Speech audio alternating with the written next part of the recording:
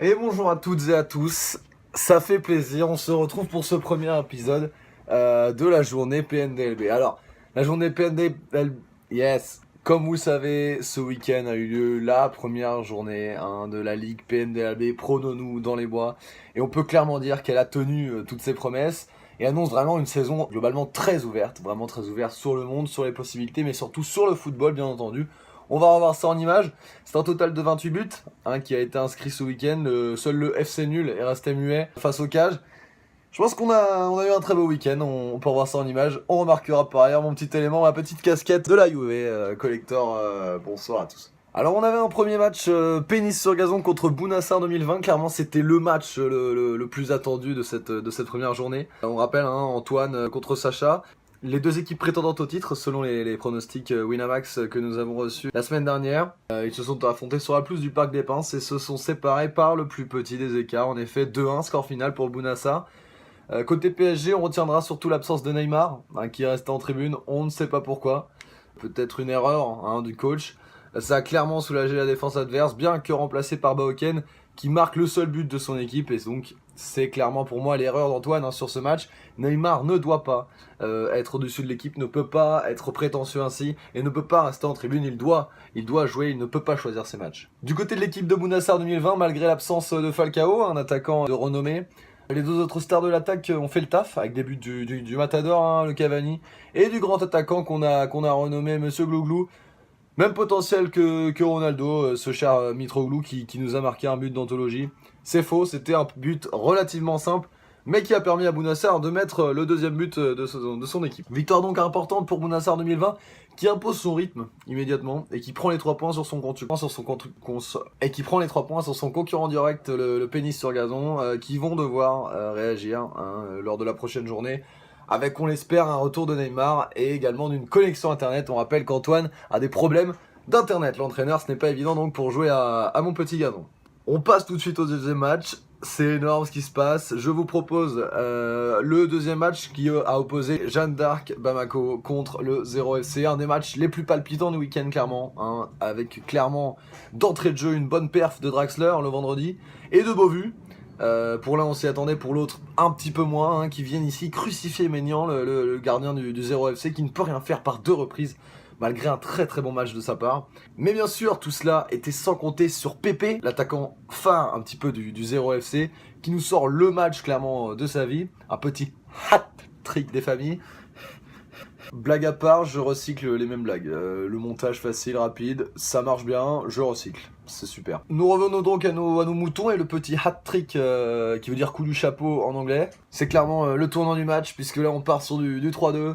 Même si Bourigeau, pour Jeanne d'Arc Bamako, vient buter sur Maignan, le gardien du 0 FC, lors d'un penalty, c'est pas évident pour lui. Il était lui-même venu chercher ce penalty et il le loupe, c'est dommage.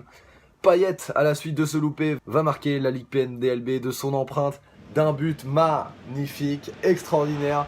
Et Jules, l'entraîneur du 0 FC, va enfoncer le clou avec un changement aux petits oignons et l'entrée d'El Fenomeno Bozok, qui plantera le 5e but. On rappelle que Jules avait été moqué par son adversaire Lucas lorsqu'il avait déboursé plus de 30 millions d'euros sur l'attaquant nîmois lors du dernier tour du Mercato.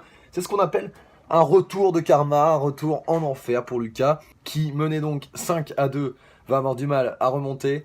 Mais à noter tout de même la bonne entrée de Motiba en fin de match à la place de Traoré, qui réduira l'écart mais ne suffira pas. On attend peut-être un retour de l'attaquant vedette, acheté 71 millions d'euros, on le rappelle. Le susnommé Balotelli, susnommé. Score final 3-5 pour le 0 FC, avec une victoire importante à l'extérieur qui leur permet une installation en haut du classement.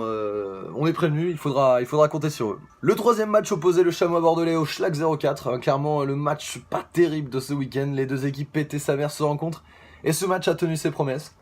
Clairement motivé par la visite de Zaya dans le vestiaire avant le début du match, les Chamois bordelais ont su s'imposer à domicile malgré l'absence de la moitié du budget du club sur le terrain. Et oui, on parle bien sûr de passement de jambes, crochet à gauche, crochet à droite, on parle bien sûr de Kylian Mbappé, tu connais la chanson. Et c'est Kalou qui a dû endosser le rôle du jeune champion du monde et a réussi à merveille, on le pensait tous trop court pour ce match. Mais il y a réussi. Saint-Maximin y est allé de son but lui aussi, et puis tout laisse à croire qu'il va faire très très mal cette saison. Sankaré, quand elle lui fait le taf, il met son but de la saison, pas sûr cependant qu'on le revoit de sitôt.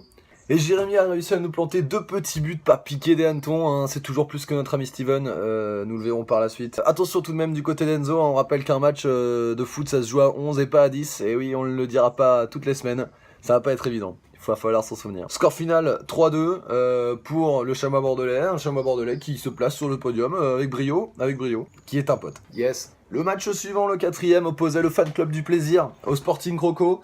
Notre ami Thierry DJ, moi-même, accueillait ce week-end à l'Estadio Rodourou Arthur, et son Sporting Croco, équipe complète, solide et attendue au tournant, hein, compliqué pour le fan club du plaisir de venir jouer contre cette équipe. C'est jamais simple de venir jouer en Bretagne, temps dégueu, pelouse dégueu, stade dégueu, accueil dégueu, jeu dégueu, excellent. Hein. On rappelle que je n'ai pas écrit ce texte. Bref, vous m'aurez compris, le déplacement était de taille pour les joueurs d'Arthur. Ce sont 2 écoles qui se sont affrontées ici. Le fan club du plaisir a misé sur ses individualités et le moins qu'on puisse dire c'est que ça a fonctionné en effet, hein. Un doublé pour notre ami Brillant, véritable star de l'équipe, hein, a acheté un maximum d'argent, recruté pour 50 millions, et une jolie frappe de l'Argentin Di Maria, le milieu de terrain du Paris Saint-Germain, qui permet de mettre 3 petits buts. Mais en face, le Sporting Croco a misé sur la cohésion d'équipe, hein, et pour le coup ça a presque payé, avec une moyenne d'équipe au-dessus de 5. C'est 3 buts MPG qui ont été marqués et bien aidés par la gestion d'équipe déplorable de moi-même, certainement occupé à bouffer des galettes saucisses sur le banc de touche. Très bien, Lucas t'es viré. Plus sérieusement, le fan club du plaisir moi-même, j'aurais pu gagner si je n'avais pas titularisé 10 joueurs. Au lieu de 11, un problème de connexion, on va dire. Je vais me servir de l'excuse d'Antoine, qui marche relativement bien, on peut le dire, pour s'excuser les défaites. On peut noter cependant un échange suspect à la mi-temps du match entre 2 entraîneurs, puisque certains supporters disent m'avoir vu échanger quelques billets dans la poche d'Arthur. Ça a dû faire peut-être annuler un but de Fekir. Peut-être une très bonne gestion de ma part qui m'a permis bien sûr de faire ce match nul qui m'aide plutôt bien face à une équipe qui était considérée comme une des meilleures du championnat, hein, donc ça fait plaisir. C'est le seul match nul avec une mauvaise opération pour le Sporting Croco qui se doit de gagner ces matchs faciles. Cependant, je ne pense pas que je sois totalement une équipe facile à jouer. Ça va être compliqué quand même pour tous ces joueurs de m'affronter au cours de la saison. Je m'en mords les doigts personnellement parce que je récupère qu'un seul point et j'ai joué à 10. Voilà, c'est bête avec quelqu'un dans les cages qui n'a pas su assurer toutes les frappes des adversaires. Le dernier match est le FC Pied Carré contre le FC Nul. Une victoire sans appel de notre ami Baptiste avec le FC Pied Carré qui vient avec 4 buts, glaner 3 points en toute tranquillité. Attention cependant à Konaté qui a été très mauvais pendant le match. 4 buts, pas de changement, 3 points. C'est simple, c'est propre, c'est efficace, c'est lourd, léger, c'est content, c'est joli, tractopelle, héliport. Autant de mots qui n'ont rien à voir avec cette belle performance, mais ça fait tout de même plaisir. En face, bien sûr, Steven, hein, notre cher ami du FC Nul, notre cher entraîneur, n'a pas pu jouer, n'a pas pu développer le jeu qu'il aurait aimé. Une bonne performance hein, de tous ses joueurs, mais il a manqué la folie un petit peu pour faire basculer le match en sa faveur. Il reste donc à 0 points, mais on le rappelle qu'il était occupé hein, par son mariage, le véritable mariage ce week-end. Et pour ça, on ne peut pas lui en vouloir. Hein. C'est beau, il est marié, c'est un homme marié. Félicitations à Louis. C'est sans doute lui, le grand vainqueur de ce week-end. Bisous mon Steven.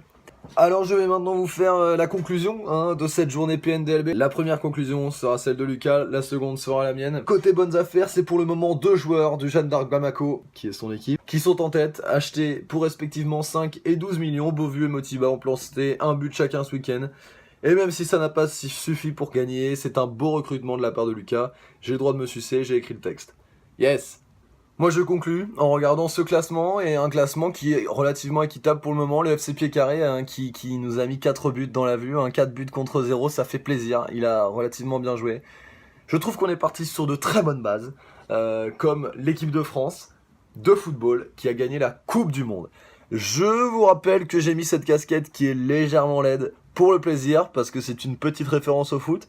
Je souhaite enfin une bonne Ligue des Champions à ceux qui l'ont regardé hier et à ceux qui vont la regarder ce soir. Je vous dis allez Guingamp pour le plaisir, à bientôt pour de nouvelles aventures, probablement la semaine prochaine pour la même chose. Le 2e épisode, on continue sur la lancée. Désolé et tant pis pour ceux qui ne comprennent rien, plaisir pour les autres. Et puis voilà, plus d'aventures la semaine prochaine. Allez, à bientôt pour le plaisir du football. Au revoir. Yes.